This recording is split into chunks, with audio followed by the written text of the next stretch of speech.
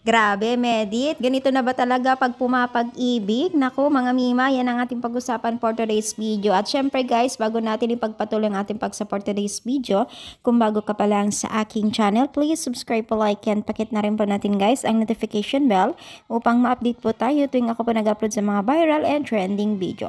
Alam niyo ba guys na itong si Medit at James ay tila naman pong pumapag-ibig ang dalawang ito at hindi sila nagpapahuli, nagbibigay ng mga kilig moment nila. So, you can see naman dito, no, itong si Medit at James, oh, kita nyo naman dito, no, parang challenge nila yung sarili nila dito para yung, alam nyo yung dating parang 90s na moment, ganun, ginaya nila, sinalo ni,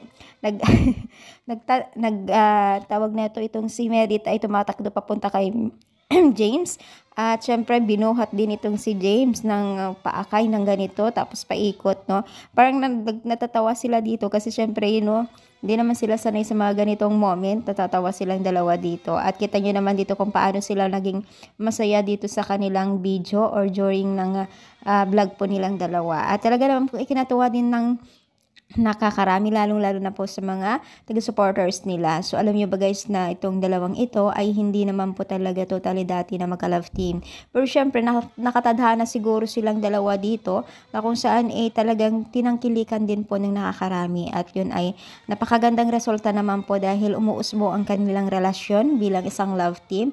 At yun ay ikinakaganda po ng nakakarami at ikinatuwa din po ng marami. Sana nga tuloy-tuloy pa rin po yung pagiging isang content creator nila bilang isang love team kasi dumarami din po ang kanilang taga-supporters. Tuwang-tuwa din po ang mga ilang netizens na hindi pa po nakakilala kasi ang ganda kasi ng moment nila dito, di ba? So deserve naman po nila kung ano kanilang narating po ngayon. So ano masasabi ninyo? I-comment down, palike po ating video. Thank you and God bless.